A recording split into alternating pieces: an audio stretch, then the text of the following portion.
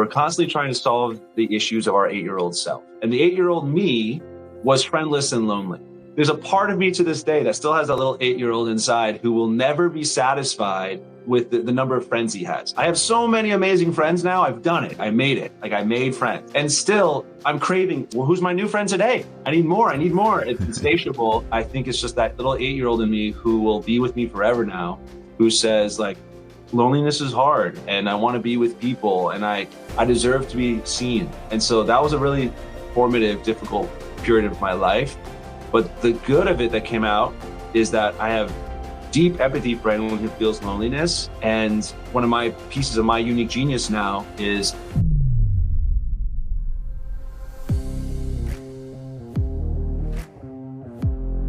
Welcome to another episode of Success with Purpose, where we help mentor you into becoming a more successful version of yourself. We do this through giving you access to mentors you typically would never have the opportunity to connect with. We explore their journeys, their experiences, their life-changing events, their fields of expertise, and most importantly, their purpose.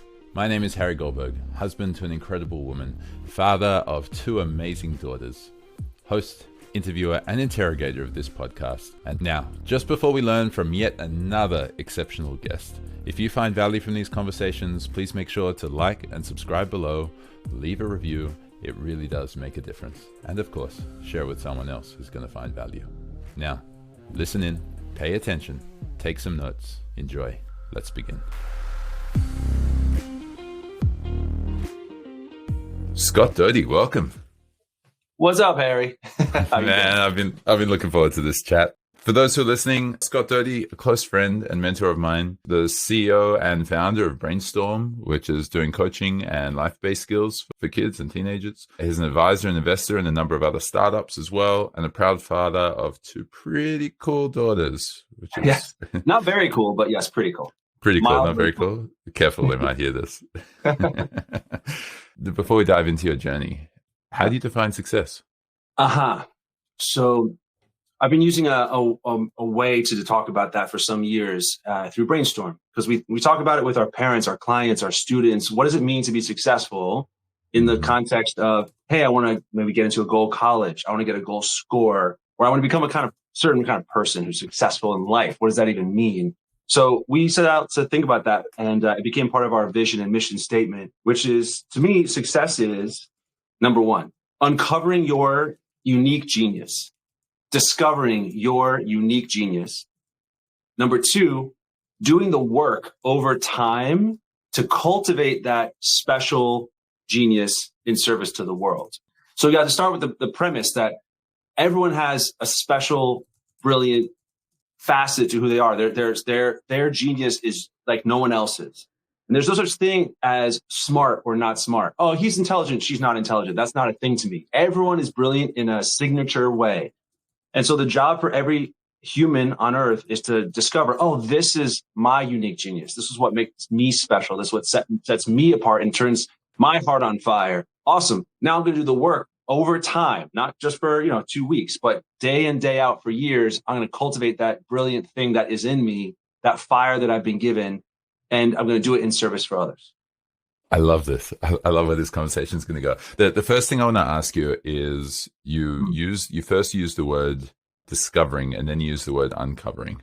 And then you almost use them interchangeably, but it also sounded like you were correcting yourself. What's the difference between those 2 words in this context? That's a good question. I don't think of them as being different, but we could parse that. Let me think on it. But no, I just came up with like 2 similar words that are essentially saying the same thing. It's in there. You don't have to generate it. You don't have to create it or fabricate it. You don't have to sit down one day and take out a pencil and say, where do I want to be special? Like your job is to do the work internally and through interacting with the world, maybe through a mentor, maybe through private meditation practices or some combination thereof, to say, oh, this is this magical thing inside of me. And it's an incredible discovery process. It takes some people decades to do it. I agree. It definitely takes people a long time to find that thing that's within them that's pretty exceptional. And you just gave a couple of examples. There's self-reflection, meditation, other types of practices, sitting down with a mentor, getting some advice or coaching. If someone's listening to this and they're going, well, that sounds pretty cool, that I'm listening to Scott here. He sounds like a cool guy. He's telling me that I can uncover or discover my own unique genius. Yeah. Where do I start? I have a number of mentors and coaches, one of whom told me recently, listen, you're going to find insight in one of two main camps. It's going to be in community or it's going to be in isolation.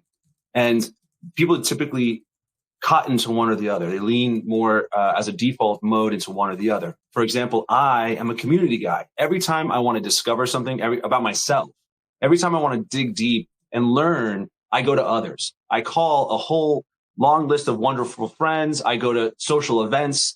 Out in the world, I find myself really supported and encouraged, and I learn about myself as I go into different contexts, right? A different part of me comes out when I'm in church versus when I'm in a school versus when I'm in a professional setting versus when I'm playing with my daughters or hanging out with the boys on the weekend. Like, there are all these facets of me, and I got to explore them in concert with other humans. And that's where I go. But my coach has been pushing me in the direction of isolation. Sometimes you're going to find insights when you're alone. And I'm an Enneagram 7. I know that you like some of the typing, Harry. And so I'm the kind of guy who wants humans around me at all times. I want to have fun, have adventures. But sometimes I have to go within, which is a challenge for me. I have to be quiet. I have to go to a forest. I have to hug a tree. And I have to think deep thoughts. Maybe I meditate, maybe breath work. I do some morning pages for journaling. Right. And there's some really important also spiritual practices that can get you there. And to me, I would say to someone who's interested in this, figure out first where you lean sort of as your default. Or do you lean into isolation? Okay, then challenge yourself to get out into community more. You'll learn a lot about yourself. Or if you're like me and you lean into community, lean a little bit more into the practices that you have to do when you're alone. Okay. So how does diving into community specifically help you uncover your unique genius? Because part of understanding what makes us unique is seeing what thousands of other people are about, right? I have to see, hey, I see as I spend time with Harry, I'm getting a sense for his energy and his special sauce. And you know what? That's not mine. And now when I hang out with Jennifer and with Kevin and with Molly, I keep sorting out in my mind a constellation of all these special, unique, brilliant things around me. And I thereby allow myself to get a little more distinction every time. I'm not that. I'm not that. So I think part of it is about figuring out through repetition and through interacting with different kinds of people, meaning younger people, older people, different races, ethnicities, sexual preferences, everybody. Interact with humans on the planet and learn what you are not. And you'll start figuring out, I think maybe this is my niche. I'm sensing that this is what I'm about. This is really cool because I think that most people have thought that community means you go into community and then you find out what other people think of you. And then you hear other people starting to try and expose your genius. But you've taken a completely different lens to it. You've taken the approach of when I'm with others, I see the differences between myself and them. And that way I'm able to learn from those people. I'm able to learn from them more about myself, as opposed to I'm able to learn from them telling me more about myself. Good. Yeah, that's an excellent distinction. And not to say that your other idea is without merit. That's also valuable. It's very helpful. It was helpful to me when my grandmother when I was 5 years old and I sat in her lap, and it was helpful when she said, I've worked with a lot of kids in my life, and here's what I want you to know is special about you. Like, that was interesting. That was helpful. That gave me food for thought. So having those kind of conversations is useful. What did she say? Yeah. She said that my special unique gift is cheerfulness. And so that my attitude throughout my life will be the thing that sets me apart from others. Cool. Okay. So there's this idea of getting reflection from others and actually having people share with you their perspectives. But most importantly, you're just taking it as just their perspectives, just another perspective, just another data point. Yes. There's looking at others and through the reflection of yourself, comparing yourself to others, not to say I need to be more like others, but just to literally find how am I different from these people? Not better, just how am I different? Right. And then you have the isolation side. So you've given some examples of isolation. You spoke about prayer or spirituality. You spoke about journaling. You spoke about reflection. You mentioned meditation a couple times. Yes. How does isolation help you uncover your genius? Well, as I say, that's a painful truth for me. I'd rather get all of the insights I'll ever need by hanging out with cool people like you. But I don't get them all. I get a lot of them, but not all of them. Right. Some of them I will only get by being alone. And the ones I lean into are spiritual practices like prayer and sometimes even fasting. And also, I believe in the power of meditating. I believe also in the power of journaling, getting something out of your system somehow. Things surface. And I like Julia Cameron's The Artist's Way, in which she talks about morning pages. And the idea of that is just get your monkey mind on the page. It's logistical. It's especially the left brain is thinking about what do I have to accomplish and what are the logistical steps? And if you can just, whatever you wake up with, without overthinking it, put your pen to a piece of paper, fill out a full page or 2 pages of paper by hand. That's very important. You write it by hand and you just get things on the page. And then your brain feels amazingly kind of like, oh, okay, now I have some space to actually think. I've closed a bunch of tabs by putting things on the page. And now I feel some space for my right brain to engage and be creative and be playful and give me insights about me. What turns me on? What gets me excited? What drives me? So it's sometimes the idea of uncovering or discovering your unique genius. It's about figuring out what you're awesome at. But part of it is also just discovering what you care about. Like, I really, really care about this. This is a big mission for me in my life. I don't know why, but it drives me. Okay, cool. Your unique genius is going to be tied to accomplishing that mission. Okay, so let's say someone's gone through this step and they've done the community, they've done the isolation, they've found out what they're awesome at and what they really care about. Right? Yeah. So what you're awesome at, what you really care about, and then they've found some kind of overlap, and so they've gone, okay, great, this is my unique genius. Can you give some examples of what some of those unique genius outcomes might be, or some of the examples from students or yourself or family members, that kind of stuff? Sure. Well, first I'll give another phrase for people who like researching this kind of thing. There's a Japanese concept called ikigai that relates to this. I think maybe you're familiar. Yeah. So what is that? Ikigai. So that also speaks of the overlap between what you're amazing at and what drives you and what you're excited about, and helps you sort of get a life purpose or a life vision, right? And what people will pay you for. And what people will pay you for. Exactly. There's a practical element there, which is related to it, of course. So, for example, my unique genius, for which people do pay me, is to help others succeed in the way that I've just defined it. Like, I'm a good coach. In fact, I think I'm a very good coach. And that concept is, I'll take a student who's 15 or 21 and I'll say, okay, you're a genius in your own way. That's my premise. I don't need you to prove that to me. I know that's true about you. And we're going to uncover it together, and we're going to cultivate it together. And I'm going to give you systems and mindsets that'll help you over time to cultivate that genius in service to others. So I really push on that message to them, and it gets them motivated, because a lot of people come in starting with the premise, I'm not smart. As if there's like a spectrum, and they're like down the left side of the spectrum and I'm on the high right. Oh, you're really smart. No, that's not, I don't believe in that. I am very smart. I'm brilliant in certain ways, but Harry, you're brilliant in other ways I could never touch. Right. And that doesn't make, as you said, either of us superior or inferior. That makes us all just unique. That's the point of the word. Just different. No one's like us. Everyone's gifted in a special way. So I really believe in that. And that drives a lot of the way I teach. And that's part of my unique genius, is believing in this and discovering it with other people and encouraging them, motivating them to get there. Well, I can just imagine, just quickly to jump in, I can imagine that significantly influences your experience of life. Just having that belief set, having that worldview that everyone around you has a genius and has a gift, and everyone around you has something to offer you that you can't do yourself. And something you can learn from, something you can connect with, something you can benefit from, something that you can help other people benefit from their genius and their gift, and that you have the skills to be able to bring it out in them even more. That just must be a very different way of walking through life than most people. Yeah, exactly. I think it's foundational and a really big deal. So when I walk into any room, I don't immediately say to myself, "Oh, I'm superior in all these ways," or like some people, "Oh, I'm so inferior. I'm not worthy to be in this room." People really are silly about their arrogance or their self-deprecation. It would be a much more successful, wonderful way to approach life, to walk into every room and say, "I bring a lot to this room. There's no one here like me.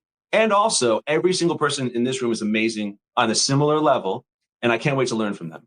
And so whether it's a 6-year-old or a 66-year-old or 96-year-old, right? Like, I can't wait to learn from them. And I'm in awe of all of these humans. Humans are amazing.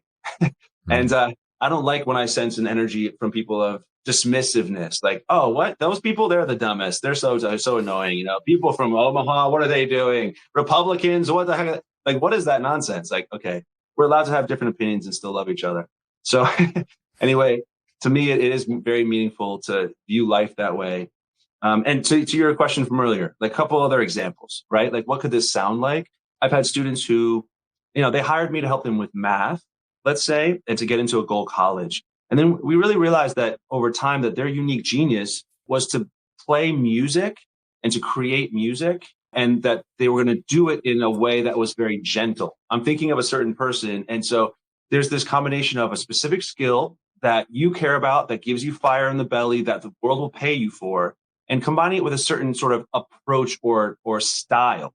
And in the case of this person, there was a gentle soul inside. And so there was something magnificent about the music he played, and he really made it just like, it's the way of how he got into a flow state. If you're familiar with that concept, like he just lost track of time. He'd be in it for hours and he was so excited about it. And people eventually paid him to do that for them. And he did it in a really special, gentle way. So I think for me, the vision is always, okay, what is it that you're doing and how are you doing it? That combination is what can set you apart. So he played music in a certain special way. And yeah, I taught him math and he got into a good college, but that wasn't really his long-term purpose. Yeah, I was going to say, how did that help him with calculus? How did calculus help him with his genius, right? Well, for the record, math and music are very tied in the brain. It didn't hurt, actually. But in general, sometimes parents will pay me for things and I'll take care of it. Like, sure, okay, we'll get a great GMAT score or whatever. We'll get a good score on a test. But in the process, I always say to the student, listen, let's talk about more important, interesting, bigger picture stuff. So I just use academic tutoring as my way in to build a broader coaching relationship with the person. Okay.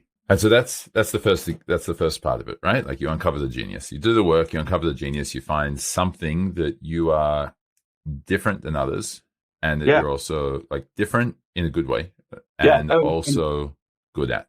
Yeah, and before you move past it, Harry, I would prompt you on that. Like, let's take a minute to think about you. Do you have something that comes to mind right away that's obvious to you as to what makes your genius unique? Oh, what a cool question. When it posed that way, it's a new one. So I'm a pretty cool coach. I help people get a lot more out of themselves than what they otherwise would. I think this is one of the reasons we connect so much. Every time, for the listeners, every time that Scott and I chat, it usually ends up after the first 5-10 minutes of what's going on in our lives. It ends up as one of us coaching the other one. So it ends up being beautiful conversations. I connect deeply with others, deeply in the sense that most people don't feel that they have the capability to explore or feel awkward exploring that type of depth with others. I'll usually feel more comfortable diving into emotions that people usually just try and push away, like that extra why or the extra 5 whys after it. A little bit deeper, a little bit more. This is a downside, a little bit more intense, a little bit more uncomfortable. And I don't particularly mind that discomfort. In fact, I quite revel in it. And so that would explain why I've continued to find a lot of joy and a lot of energy from connecting with exceptional people, hosting a podcast, another one being released soon, a lot of coaching, teaching meditation to others. And then, interestingly enough, for the isolation side is trading, identifying patterns and being able to execute based on those patterns while not letting my emotions completely take over.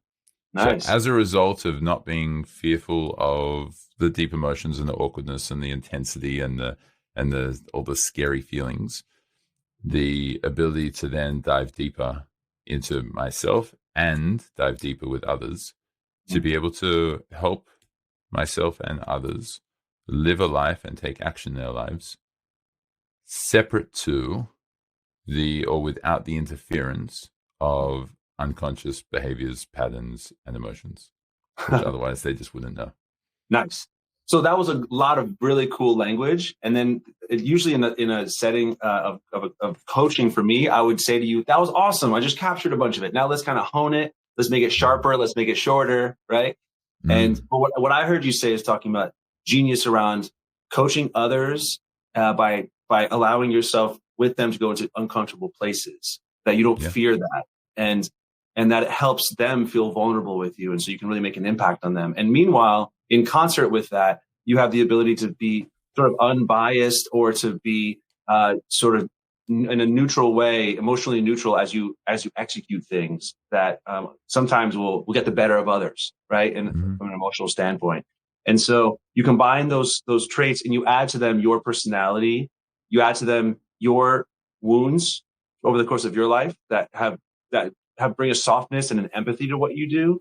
And you bring your sensibilities, your cultural background, you add all that together, and there's no other Harry in the universe. Yes. There's one of a kind. There's only me. And at the same time, there's nothing that particularly unique about me because all humans are more similar to each other than they are different, right? Oh, of course. I mean, certainly on the emotional, biological level, we are so very, very similar, and so I don't want to claim like each person's a different species. We're all so super similar, but that one specific thing that sets us apart is meaningful and important. I want everyone to believe that about themselves. Okay. And so now we get to that stage and we go, great. The next part you said is doing the work over time. I think you've referenced as a long time or years or decades to cultivate that genius to the world. Yeah. What does that cultivation look like? What does years of work and effort put in look like? I would say that the process, the idea of putting the effort in over time, that's part of the emphasis of the definition I gave you. It's over time, it's daily. So if you're familiar with atomic habits, right, the concept of every day, a little bit at a time, that's how you do it. And I also like another reference for your listeners is The War of Arts, Stephen Pressfield. And that's another beautiful book, very inspiring. And his concept is we all face resistance and we have to get through it by putting our butt in the chair and working through it a certain way. And that book has a lot of really good stuff in it. And so those are some reference points. But the idea is effort and attitude. That's where we start. Let's start with a great attitude. I believe in myself and I'm going to do this. I'm worthy of success. I'm worthy of being proud of myself and contributing to others. I'm capable. I have something to give. Right. And secondly, the effort idea. I'm going to put my butt in the chair. I'm going to put my hand to the plow. I'm going to do the work every day over time. And I'm going to trust that it'll figure itself out. That's a big part of what the cultivating process looks like. Even if you're not sure where it ends, you just say, I'm in the right direction. So I've come to believe less in specific numerical goals, Harry, and more in like a sense of a direction. I'm not sure where it's going to go. Life's interesting, but I know I'm going in this direction and I'll flow as I go. But I do have a sense of a vision. I like that. You remind me instantly of one of my previous podcast guests. In fact, the very first one, Josh Comrie.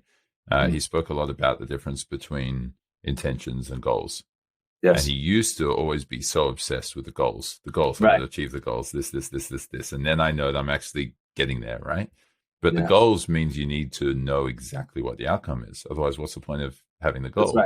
That's right. And so now he focuses much more on intentions, at least for his personal life. And then the goals that he sets for himself are all within that intention. Is it aligned with the intention? Sounds like he's sharing something really similar.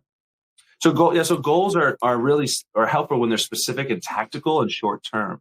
But in a general sense, I need something more along the lines of a direction because, in fact, I can limit myself by my goals. I can say, okay, I'm going to work really hard and I'm going to get a B in this bio class. I'm going to work really hard and I'm going to make $200,000 this year. And it's an amazing psychological truth that we will do the minimum amount of effort we have to get the goal we set for ourselves. And so, it's not bad to say to yourself, I'm going to go get that $200,000 salary or whatever. The problem with it is that we might kind of do the minimum we have to just pull that off. And if instead we had more of a commitment to a mindset that I'm going to work hard, I'm going to do it every day, I care about what I do, I'm going to really go above and beyond, I'm going to do this at a world-class level, it might be that you make a lot more than $200,000. You didn't need a specific numerical goal. You just need to get into a certain habit and headspace, right? And then the results end up being what they are, and you can have faith in that. So to me, I would agree with this other person you interviewed. Like, have intentions, have direction. I have a vision. I know where I'm headed, but I also am open to the fact that life is wild, and tomorrow there's going to be something that comes up I could have never foreseen, and I'm open to new paths, and I'm also open to going way beyond what my original goals may have been. Cool. Let's take a pause in this topic about success and just explore some of your journey. And maybe share some of the key highlights of your journey and the key steps. And as you share them, maybe this is in the context of how you started to uncover and started to emulate and create and manifest this genius of yours. Where did so Yeah. far we've heard back to 5-year-old Scott. Is that where your journey started? Sure. With grandma on grandma's lap. Why not? Yeah. So to me, a pivotal starting point is that I was raised in a sort of a born again Christian home with 2 parents. I was the oldest of 4 kids, and my dad commuted to Manhattan every day for 45 years. And there was an interesting stability to the household, and a discussion always about going deeper. And so I was an athlete and a musician and so forth, but the basis was always faith. And I think that was an important, foundation for everything we're discussing here. Like what I'm saying is also biblical for those who care. And then secondly, an important life event was that, when I was 6 years old or 7, I jumped up like a grade and a half, 2 grades, like in the middle of the school year. I was tested high for IQ. And I was really struggling in school because it was too easy and boring. And I started handing in blank tests and getting into trouble. And the advice to my parents was, he's not challenged, he should jump a grade or 2. And so we did that. And I immediately had no friends. And so I lost all the friends I had in the original grade. None of the kids in the new grade accepted me. And for about 4 years, the rest of elementary school, I had 0 friends. And so I've been told recently, I like this concept that we are constantly as adults trying to solve the problem that we faced when we were 8 years old. We're constantly trying to solve the issues of our 8-year-old self. And the 8-year-old me was friendless and lonely. So there's a part of me to this day that still has that little 8-year-old inside who will never be satisfied with the number of friends he has. I have so many amazing friends now. I've done it. Harry, I made it. Like I made friends, I figured out how to make friends, and I have a lot of them and they're amazing. And still I'm craving today. Like today, I'm like, well, who's my new friend today? I need more. It's insatiable.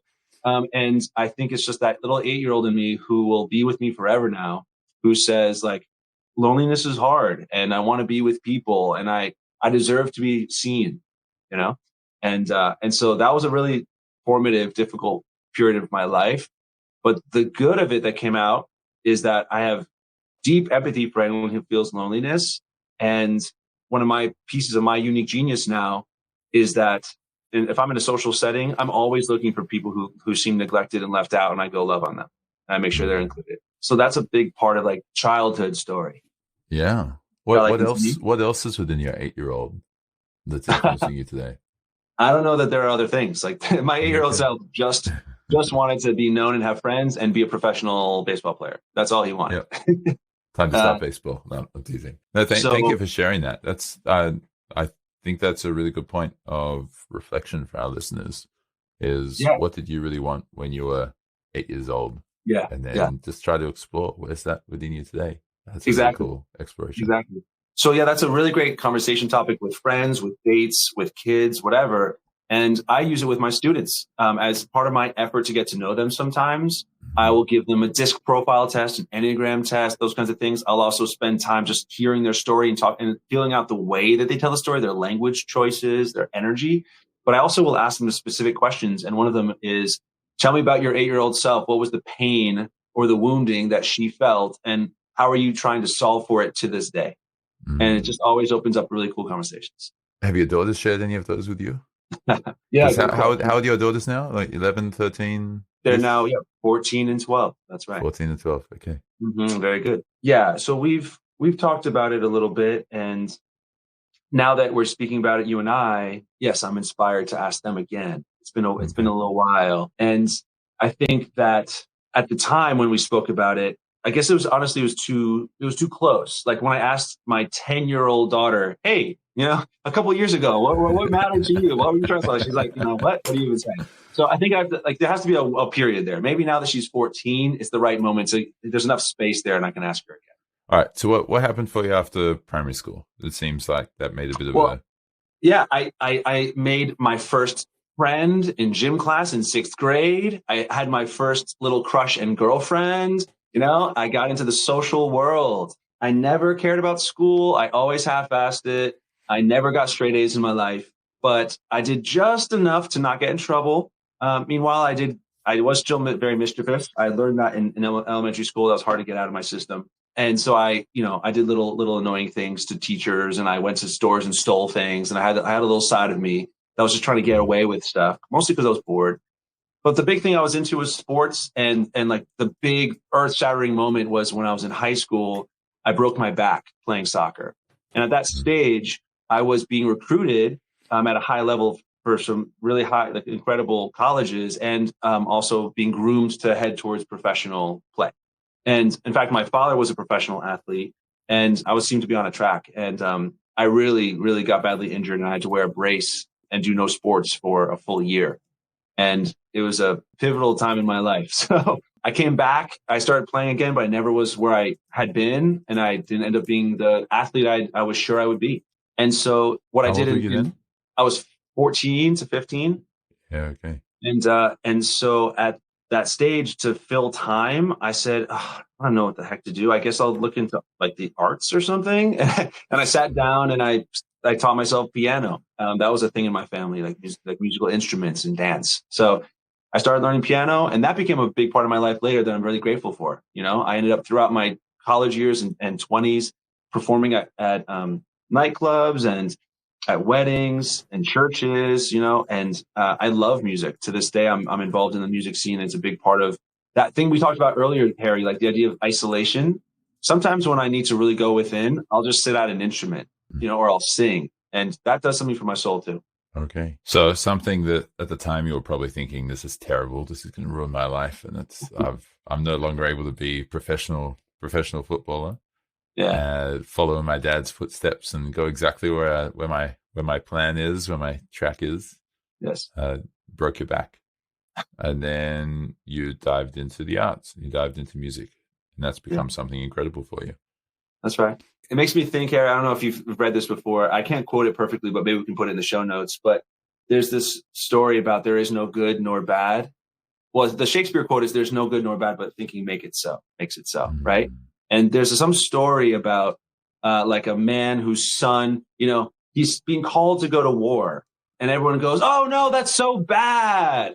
And then the dad says, "Oh, who knows?" And then the next day, the son falls off a horse and breaks his leg, and everyone goes, "Oh, that's so good. Now he doesn't have to go to war," And then the dad's like, "I guess." And then because his leg is broken, he can't work the field, so they have no food that year. Everyone goes, "Oh, that's so bad." And then he's like, "Well, I don't know."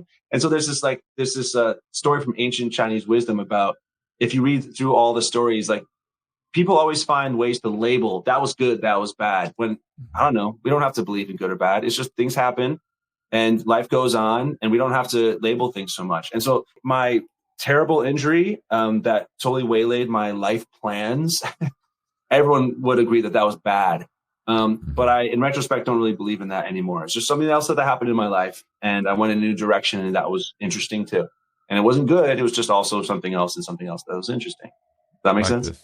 Yeah, I'm reminded of that story. I think it was a king or a prince or something was asking all of his subjects, create an inscription for me that I can put on my ring that will always lift me up. It will always make me appreciate the world. And no one could come up with anything except for one philosopher who came up with, "This too shall pass."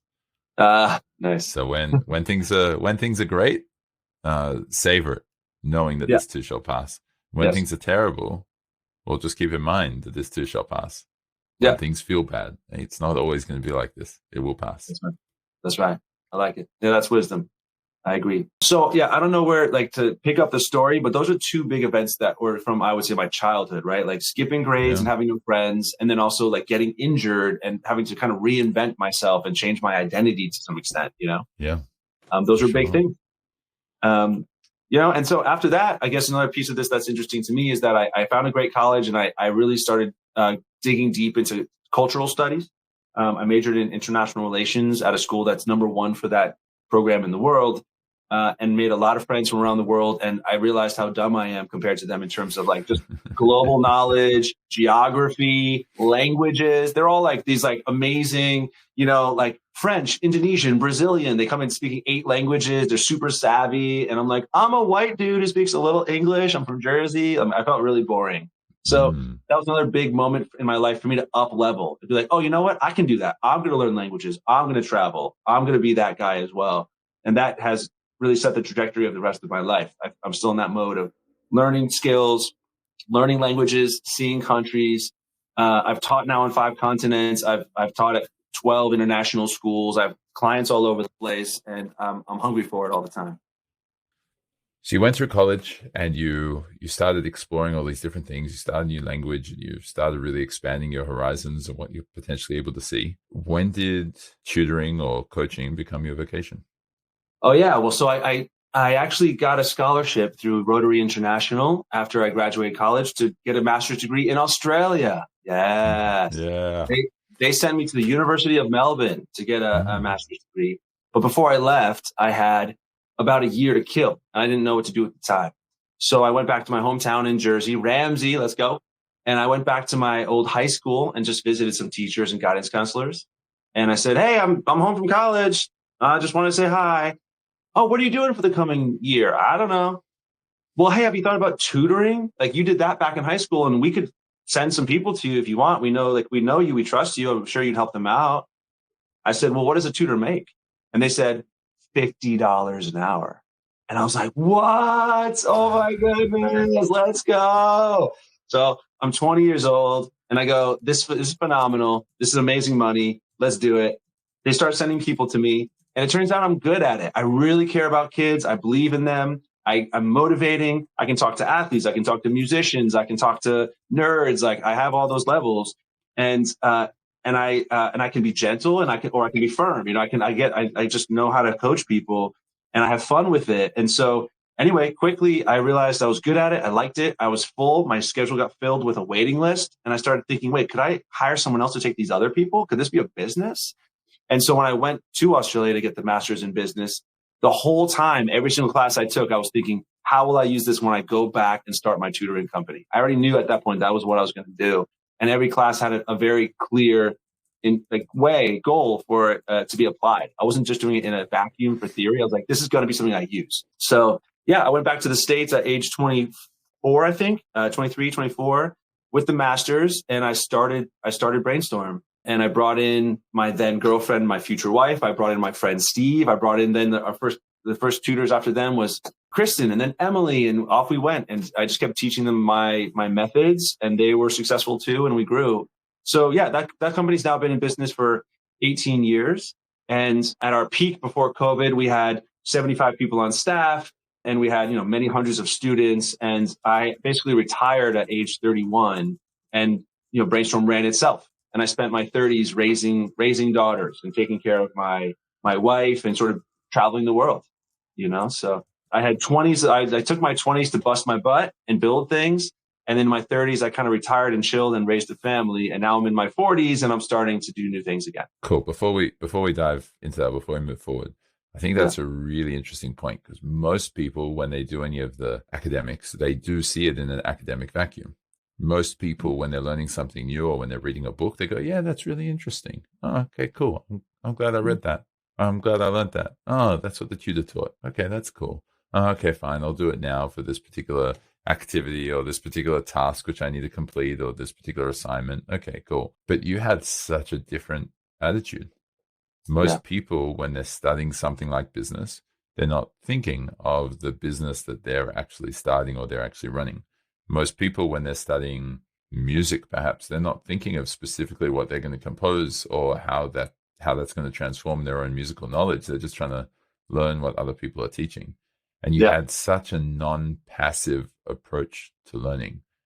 Mm-hmm. Is that part of your genius, or is that something you've discovered about yourself or cultivated about yourself? That's cultivation. I think everyone can be that way, like being super intentional. That's definitely one of the main compliments I get from humans who know me. Like, Scott, you're the most intentional person I know. Like, you do everything on purpose. You're really trying. You're very intentional. You're really thinking. You're mindful. You're doing things for a reason. You have a vision. You're working in a certain direction. You bring people with you. You're very galvanizing. I think that is a big part of the unique genius, but it's also something that anyone can learn. So like develop a vision and work towards it with vigor. That's something that we can all do. That's what I want us all to do. And to your point about philosophies, the thing that set us apart was simple. Like I simply, from an education perspective, believe that the primary reason students struggle academically are non-academic factors. We should just talk more about that. I want to have a big voice in the world of education globally, nationally, in the United States. We need to talk more about how students of all ages struggle academically for non-academic reasons. Like there are factors that have to do with their ability to focus, their mental health in general, their ability to organize their time, manage their time, etc. There are so many other things. Sometimes it's just hormonal things. There's like, I'm sitting next to a certain person in my class and I'm distracted because she's pretty and I can't focus. There's like those dynamics. There's at the home, there's not a safe place to study. There are distractions. I don't feel motivated because I have a mom who's down my throat, or like this dad who's, whatever. There are all these reasons that are really emotional, psychological, relational. Everyone's smart enough to pass freshman year bio, but some people don't because they don't give a shit or they have other issues that are challenging that have nothing to do with their brain abilities. So for me, if we want to help everyone succeed more in school at every age, let's work with them holistically. Let's build a relationship and let's learn their story, be empathic, give them tools around focus, time management, motivation. Oh, and by the way, we'll teach them some math. That's the easy part. Yeah, giving what they want so you can sell them what they need, right? Or sell what they want so you can give them what they need. That's the answer. Exactly. Parents don't call me to be like a warm, fuzzy life coach for their kids. They call me to get their kid into Harvard. And so I'll say, yes, ma'am. But I know in my soul that we're going to do a lot more interesting stuff than that. How much is that the reason why they choose you? It's like, great, Scott's going to get that outcome, but there's also all this other stuff he's going to get. The company never advertised until COVID. Like we had word of mouth only growth for almost 15 years. And it's because of what I just described. Like our way of approaching things was different, but it was hard to explain. And it wasn't necessarily what the market thought it wanted. It was willing to pay money for. So we, on our website, would say, here are these amazing results. But what we didn't always tout was our kind of clever way of accomplishing them, which is this holistic approach. And then people who experienced it were like, okay, wow, I'm blown away. This is wild. I didn't even realize that my son needed all this mentoring. He really needed a mentor more than anything, more than just someone who drops knowledge academically. He needed all this other stuff. Wow, this is so amazing. I'm going to tell 5 of my friends. That's why we grew.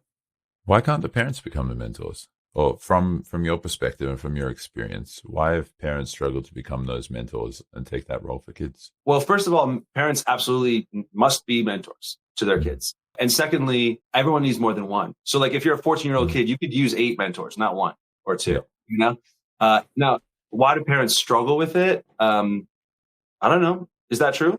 I'm sure you're right. I'm sure parents have struggle mentoring, but my guess is it doesn't have to do with how I'm a parent. This is a child. This is hard for me. I feel like it's probably more like people struggle to mentor others because they themselves are still in a process. And they're not confident enough to pass something along, or they have their own wounds they haven't worked through. Like, and I guess my way of summarizing is we all have a lot of inner work to do, and most of us aren't doing it. And so if you're 28 and you have a kid, you're 34, you have a kid, you're 38, 42, you got stuff, you got life wounds that you got to work through. And I don't think a lot of adults have done that. And then they sort of unconsciously pass it on to their kids. And they're not as intentional as I would like them to be about personal work, personal development, and then passing it on to the next generation. I just feel like people aren't as intentional about that as they could be. You found somewhat of a solution, right? What's that? To reach those kids when the parents feel like they're not capable of doing it. The parents aren't even necessarily feeling capable of or feeling the necessity of all this stuff for the kids, but you've reached them where it's important to them, and then you're adding even more value. Yeah, I would say so. But even as I say that, I'll quickly add, like, again, I really just believe in being part of a village of mentors. I don't want this 15-year-old to only have me as a mentor, but they do, at least me. Even one person in your corner makes a big difference, right? And so I'll be that one person in your corner if you need that. And that goes, you can't put a price on that, But I also will add that a good educator educates parents as well. And so parents don't hire me to teach them how to be better parents, but I do that every day. How do you pass on much of that wisdom? Have you had quite a few examples of where parents are like, oh, I can just do that one thing differently and that makes me a better parent? Oh yeah, every day, all the time. And the way it works in general, right, is that you have to, I don't know, sort of fake them out. People need to be like sort of tricked into receiving the medicine. I don't know if it needs to go down with sugar or some other way, but the idea is like, you're a father. You're not going to necessarily, you're different because you're like me. You're a growth mindset guy. You always want to learn. You're hungry to improve. I love that about you. But I think a lot of parents aren't coming to me like, can you make me a better parent? Like, that's not a common request, right? Mm-hmm. And even if I said it that way, I'm going to help you be a better parent right now. There's no way they would listen, right? So people become receptive when you trick them in some way. And for me, the thing with the parents is, how do you trick them? You trick them into discussing it in the context of their children. They love their children. What can they do to be better for their children? What can they do to help their kid accomplish this goal? The goal might be straight A's or getting into a particular college, or it might be something more holistic. Either way, I'm going to say, okay, mom, we all have a role here. This is a team sport. Your son's going to do the work in the specific following ways. Here's what I'm going to do, and here's what I need you to do. So when I give mom an assignment so that we are all aligned in getting a specific goal accomplished, what I'm really doing is saying to her, here's how you can be a better parent. And you should really do this the rest of your life with your son. But for the next 6 months while you hire me, I'm going to act like it's a short-term assignment, and maybe it becomes a habit for you. Can you give some examples? Just for the listeners, people who are listening, if they've got kids or if they're trying to be more influential for kids or for their nephews or for other kids that they're around, how can they become better in their roles for those younger people? There's a very, very easy starting point that's very common, is that parents too frequently focus on and incentivize results. And that's a really big issue, big error on their part. So, oh, you got an A. Yay. Way to go, Timmy, on your A. We're so proud of you, Timmy. Ice cream for Timmy. And everyone gets excited about the results. And all the signal you're sending to Timmy is that the result matters. And that's really a pernicious thing to put in the student's head. That can over time become a real problem, because now I'm 17 and I can't get an A anymore. And will my mom still be proud of me? And you know what? I'm not sure that I can get an A. Maybe I shouldn't even try, because then that'll be my excuse. You know? I didn't even try. So it's not even really my issue or whatever. Like, I just didn't try. But why didn't you try? Because you were afraid of not getting the A. Why were you afraid of not getting the A? Because you were trained 8 years ago that you get rewarded for A's. And if you don't get an A, you don't get rewarded. And maybe love isn't as strong as it could be. So you have to earn love is what you learn. So a big part of what I tell parents is, we're not going to celebrate when your son gets a goal score. We're going to celebrate daily for two things: attitude and effort. That's it. Those are the two things that we support. If your son is giving you really positive energy, if he's locked in, he's doing his best, and he's trying, and he's cheerful about it, he's got a smile on, he's doing what he can, that's a big win. Secondly, he's doing it day in, day out. He's learning habits. He's learning disciplines that'll set him up for success for life. Then that is what we celebrate. The results will be what they will be. Let him get a C, let him get an A, let him get his goal SAT score or not, whatever.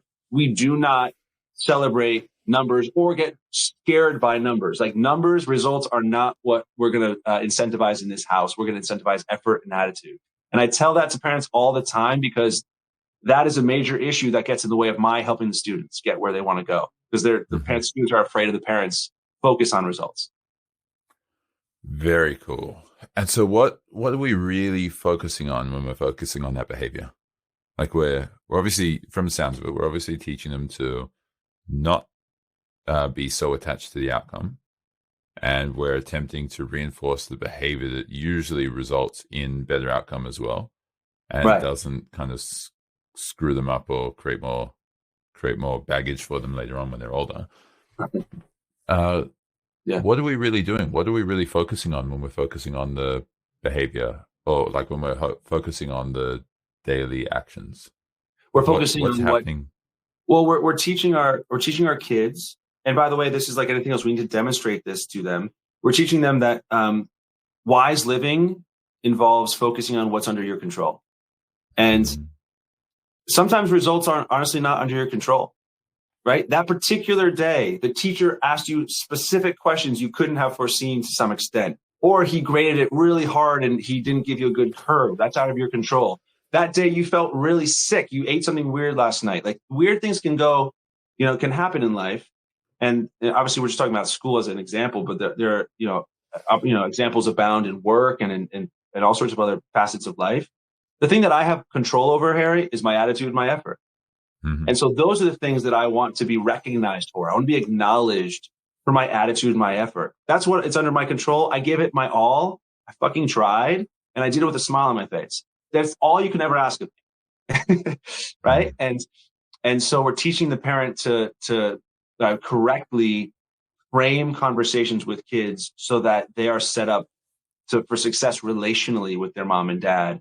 And a lot of times it's those sticking points with mom and dad that no one even articulates. They're not even really aware of it, but there's this weird dynamic, and the kid finds himself really recalcitrant. He's pushing against the work. He doesn't feel motivated. He's not sure why. He can't figure it out. Yeah, because he got some signal from his parents when he was 6 that he internalized. Stuff like that. Yeah, okay.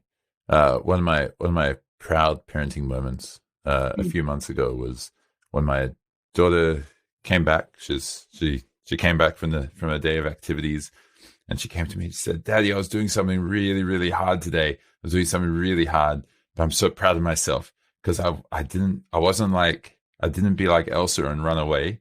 I faced up to my problems and I decided to actually solve them. And then look, I got some better outcome. Look at this. Sick. That's awesome. It was pretty cool. Now, awesome. I like what you're sharing there in the context of what one of our mutual friends, a previous podcast guest, Priya Nathaki, she's a peak parenting expert, I guess you'd call her. She should share this as based on being values and focusing on the values. What's your child valuing? Yes. What's their energizing emotion that leads to action? Yes. And I love that that's what you're focusing on with parents. Yes. Yes. When do parents struggle with it, and how can they overcome that struggle because for a lot of parents, this would be a very big change. It's very different from how they were probably brought up. It's different from how they've achieved success themselves or achieved the goals or whatever, right? Overcome their own challenges. And now suddenly it's going, hey, not the outcome, it's the journey. And then when do they fall over with this, and how do you help them, or what could they do to get back up and try again? I mean, I first of all think that being a parent is the ultimate personal development program. If you really, really care about your kids, not everyone does, so I don't want to assume that. But if you're the kind of person who legitimately cares about your kids, okay, that is an important, qualification. But assuming you really, truly love your kids and you want the best for them, then all that you really are going to do is be consumed by, obsessed by the concept of how you can improve, because they're going to become you. They're going to learn all your stuff. And and a lot of your education to them will be caught, not taught. They will just by osmosis feel your energy and internalize that. They will see your approaches to life and they will internalize them. It won't necessarily just be the words you use. And so, it is a really high standard to think to yourself, everything I do right now, my daughter is soaking in. Holy cow. I better really step up. And so, I was motivated before I had kids. And then, I got, that got tripled or quadrupled or whatever times 1,000 when I had these 2 daughters, and every day I was looking at them like, wow, oh my gosh, it's like so much is riding on me not sucking right now. And I have to be really amazing as a human.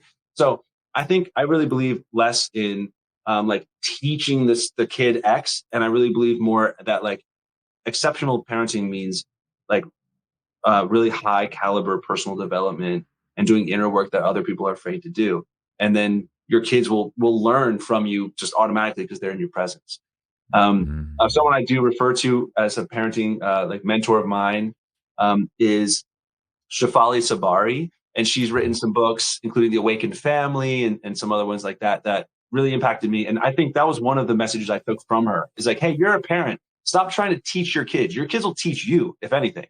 Just get into the humble headspace of, I need to step up because my kid is absorbing everything that I'm putting out. And so just keep doing the work, community work, isolation work, keep doing the work to bring your best self to the world, because they're going to internalize that. Anyway, so in that, to answer your question, Harry, I think that parents, as I say, they need someone to tell them how to be better parents without calling it that. They need to find some other way to get in and have them be receptive, and then also held accountable. So in my coaching, I'll check in with the mom also and the dad also. Hey, Dad, I had mentioned to you that I need you to set up a special study space for Kevin, down in the basement that's really well lit, that's quiet, that has no screens nearby. It doesn't look like you've set that up yet. Do you mind doing that this week? I have to hold them accountable too. Yeah, cool. I like this. Just on your previous point, a friend and mentor of mine shared with me that he tells his two daughters, who are around the same age as yours now, I think. He tells his two daughters, do as I do, not as I say. And the reason Right. he tells them that is because, hey, that's what they're going to do either way. So just do as I do. By telling them that, then he's already forcing himself to be able to do it, right? Yeah, that's good. That's good. I like it, man. I like it. Okay, so this is cool. You ended up being able to step back entirely from the business at 31 years old. You raised your daughters. You really focused on family, and it was a real focused and different paced decade, right? That's right. Yes, sir. Yeah. How was that? You didn't stay in New Jersey the whole time, did you? Oh God, no. So no, we started, so I got mentioned college, I learned all these languages, but it's so hard when you're older. So I said, when I have my own kids, I'm going to speak languages from the beginning. I teach them young. So, for example, I've never spoken to my daughters in English, and we've only spoken in Spanish, and we started spending 3 to 4 months a year, sometimes 5, in Latin America. So we would run away down to Costa Rica, Guatemala, Colombia, Mexico, and we would immerse ourselves in the culture, and we would do what's called world schooling. Like, you just learn by being out in the world, as long as it's not your original place. Like, leave your county, leave your town, go to Oklahoma, live there for a while, live in Minnesota, live in Australia, live in Japan, live in Brazil. You will get an amazing education. You don't have to sit in a classroom. So we believed in world schooling and unschooling. We did some combination of some school in our hometown in New Jersey and a lot of travel. And I developed a lot of the philosophies that I'm sharing with you today. I read a lot of books. I cared. I was intentional as a parent. I really take it seriously. I wanted to be a father for a long time, and it's a blessing that I've had the opportunity. And so, yeah, I was all in on family life. I had a wife who had chronic illnesses. I was all in on like helping her heal and taking her through her healing journey and getting her to the other side. And I was about that life. I've got siblings, I got friends. I was on a relational tear, really. and what brought you back to Brainstorm? It's seasons of life, right? Just felt like, okay, I had that season, and for some reason I had this feeling in my spirit that it was over. That time of being sort of retired and not working so much. I had passive income from Brainstorm, so we had money coming in to cover our needs, and we live frugally. Like, we didn't have outlandish expenses. We just live in a simple home, drove a simple car. We kept it simple, and we used our money to invest and to travel. And I was able to not work for a long time, but I did music, and I took care of my family, and I loved that. And then I just kind of woke up a year or two ago, and I was like, that's over. I feel hunger again for something professional. And so I don't know what caused it, but those are the waves of life, right? That's the seasons of life. Like, sometimes you can't predict when they'll start and end, but I felt it. And so now I'm back into a new season in which I'm focused again. I'm excited to build things professionally, and that's what I'm doing. Cool. A lot of people would have been so scared to take that time out to really, just to even give up their home or travel for a year or whatever it is. Most people would be so freaked out of doing that because they don't know what's going to happen in the future or what's next. What part of your mindset allowed you to completely change the way that you're interacting with the world? College. I just always thought back to those amazing people I met who came from all over the world to study in this university in Boston. And they really inspired me. They really changed my way of thinking and opened up my perspective. And I like I said, I haven't gotten off my mind since. I cannot make enough friends because that 8-year-old is still in me. And relatedly, I cannot learn enough languages, learn enough dances, eat enough interesting cultural dishes. I can't get enough of the world. And so I had to, and I have to pass it on to my kids, and I want them to be a global citizen. I don't believe in being, like, I'm from the States and everyone else sucks. Like, I don't believe in that. So I've been intentional about raising global citizens, people who believe in the unique genius of others, who fight for others' rights, and also believe in their own unique genius, and that they have something special to give to the world, and I had those core philosophies at play at all times. And so it didn't take me any courage to do what I did. Like, that was a no-brainer. Of course we have to travel. Of course we have to get out of Jersey. What? Come on. That's too small a window. We got to go see the world. Okay. And so where are you at now? You're focusing on a bunch of projects. You've had this big change in your life. What's now? What's happening now? Yeah. Well, so now my daughters are firmly entrenched in teenage vibes. So there's more of like an, ew, dad. That's a little bit more of what's happening now. And they're like very embarrassed by me, that kind of thing. So it's a funny new stage. We'll get through this as well. This too shall pass. But like, in the meantime, it actually feels like they give me permission to have more space from them now, because they want that. They want more time with their friends. They want less time with me at this stage. And so there's also been like a sort of an emotional release for me, where I'm like, oh, okay. Well, if they honestly don't want me around, I'm not going to be annoying and just sit there and, like force them to hang out with me. Like, I'll get time with them when they allow it. When we can make time as a family, we'll figure it out. I always still get time with them, but it's less than it used to be right now. And okay, if that time is opened up for me, I have bandwidth. Great, let's kind of connect. And I've met some people who are really exciting to collaborate with, and I'm building a new company I'm really excited about. I've been brought on as an advisor, sort of contributor and investor to 6 or 7 other startups. And I'm writing a book on behalf of my father, who passed away unexpectedly a few years ago. I just talked today, actually, with the publishing house I'm excited about. I think they're going to publish the book. And I'm creating a set of courses for my daughters that I'm going to sell to the world for digital consciousness. For example, my 14-year-old is the only girl in her grade who still doesn't have a cell phone. And so I'm making a digital course that she has to work through to earn her first cell phone. And that course is going to be done in a month, and she's going to work through it. And then I'm going to sell that course to the world as well. So I just have a lot of projects kind of percolating now. I'm kind of feeling creatively, sort of reactivated.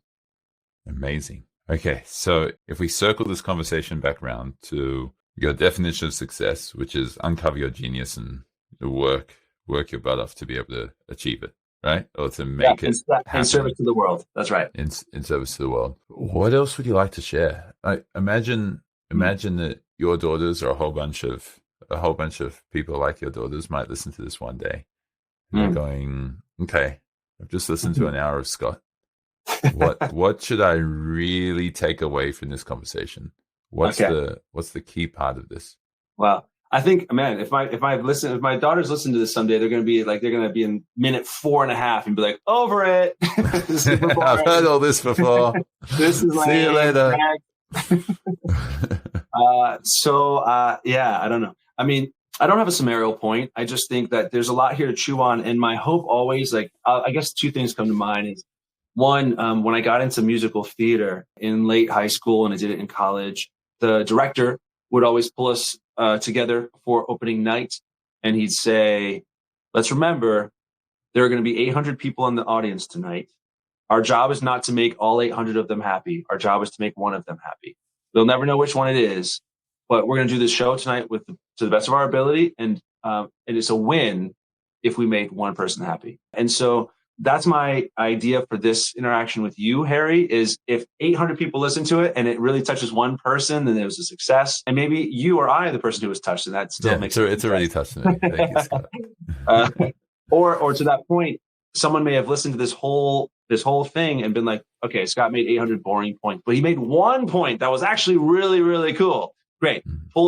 As my uncle says, chew the meat and spit out the bones. There's plenty here that you might think is useless or boring to you, but maybe there's one good point that is worth listening to again, or a book I recommended that will actually change your life that you could go listen to. I think that's a big deal. And I think otherwise, Harry, like the thing that I'm thinking a lot about these days that I want to start talking about more is the idea of loving people, caring for them, whether or not you agree with them.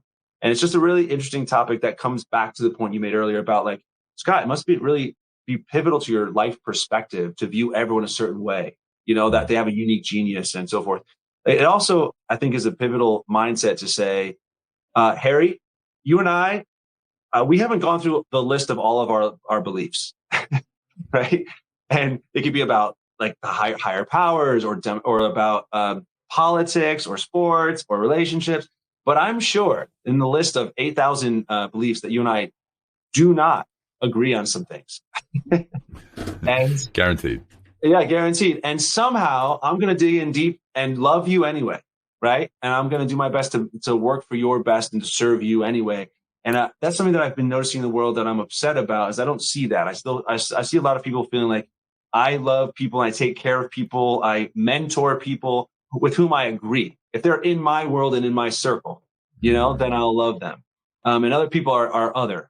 And so that's another big piece of this that I feel is sort of a different way of saying what I was saying earlier. It's just a sense of like, be hungry for knowledge, have a growth mindset. The world's a big, amazing place. Humans are incredible, and don't judge them and assume that they're like the worst about them. We're all doing our best, and we all have something amazing to offer. And even if someone believes things that you deeply disagree with, that doesn't mean you're better than they are or that they aren't worth, investing in and loving.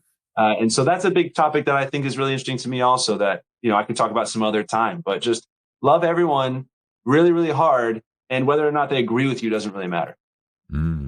Okay. Yeah, there are a few things which we didn't get the chance to chat about, which include how your faith has influenced all these decisions that you've made and some more of the nuanced parts of your life as well.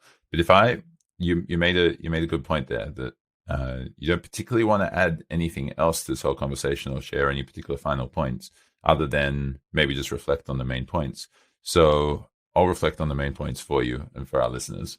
We're focusing on what the definition of success actually means. And that is uncover or discover your genius and the genius of others, and then work exceptionally hard over time to be able to cultivate this genius to the world. And you can do that through community or through isolation. So community, connecting with others, starting to learn from others, learn what's amazing about other people, learn how you're different from other people, learn how other people perceive you as well.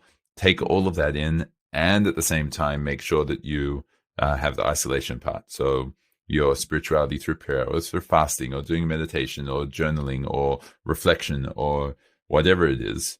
Just find what you're awesome at, what you really care about. And then we started adding the other elements of Ikigai as well, what you get paid for and what the world needs, right? Yes. And then we spoke more about that effort component, right? Consistency, like daily, just getting yourself in that chair and just making sure that you're taking the action, which you referenced Atomic Habits. And then you also spoke about making sure that you get through resistance, right? The benefit of resistance is actually on the other side of resistance. Yes. The wisdom in any particular moment or any particular challenge you're facing is on the other side of the fear, right? Yes. And you mentioned War of Art as a book for that. Yes. And then you said that your attitude, believing that you're worthy of this, believing that you're capable, is what's going to allow you to put in the effort and then to pursue the goals which you've set for yourself, the small, short-term tactical goals or big short-term tactical goals, which are aligned with your intentions and where you actually want to get to. And so faith has influenced all of this. You made the interesting point that this is biblical as well for anyone who cares. I think this is spiritual regardless of what someone's spirituality is. This is truth that permeates, right? Yes. You spoke about you made a really good point of just explore what is it that your 8-year-old felt that they were missing? What is it your 5, 8, 10-year-old was missing? And how is that permeating in your life right now? You gave the example of not having friends when you're 8 years old, and other people are going to have plenty of other examples that they can think of themselves. And that even though you're on track to what seemed like was going to be a perfect kind of athletic career, playing football, moving forward, you broke your back. You ended up learning the arts instead, and you even started playing piano and performing at nightclubs and churches and all that kind of jazz. then you started almost by accident, started doing, or just by chance, you started doing tutoring, you started getting paid well, you started doing your degree, and you had a business, a specific intentionality, a specific intention while you were studying, which allowed you to actually apply properly and more effectively than probably anyone else doing the course, what you were learning into your life. And so you started hiring other people to be doing this. You build a business, allowed you to stop working at 31 or stop actively working at 31. And you just wanted to develop yourself so you could be the best for your daughters. And we spoke a lot about how the actions we take as parents are ultimately modeling for our kids what they should be doing as well. Right. And there's the level of influence we have over our kids is huge, but the level of influence our words have over our kids is minimal. It's our actions that we take. Words matter, but definitely actions are the thing. And energy, things that you can't even like really describe, but you can feel something from someone. You learn energy as well. Yeah, and so that's kind of like the main points which I've gotten from you, right? Identify what's great for you, like what your genius is, and then work your ass off to be able to cultivate it and bring it to the world, and then try and find ways that can work well, collaborate with, and enhance the genius of others as well. Yeah, that's right. And the unique genius idea is that, you are going to do things that matter to you, that put a fire in your belly, that as you work on them, you're really good at them. It comes from sometimes your gifting that you were born with it. Sometimes it comes also from your wounding. And because you were hurt a certain way and you had to learn to heal a certain way, now you have something really to give the world that matters to you that you're really, really good at. And again, you're going to overlay upon it your cultural upbringing, your sensitivity, your personality. Like you're a big effing deal, a one-time event in the cosmos. And it's exciting to be alive. And I hope people feel that and learn that about themselves, not because it makes them better than others. They're not, but it makes them interesting. You are interesting and it's exciting to be alive. Let's finish on that. Thank you, Scott. Thank you, brother. So I hope you received a whole lot of value from engaging in that conversation. What were the key takeaways for you? What can you schedule in your life right now to make sure that the time you just invested into listening to this exceptional conversation with this amazing mentor and this amazing individual is time that wasn't misused, but was time that you've allocated properly to enhancing your life and improving it? Whatever it is, schedule it now, practice it now, be the successful person you're meant to be, live with purpose.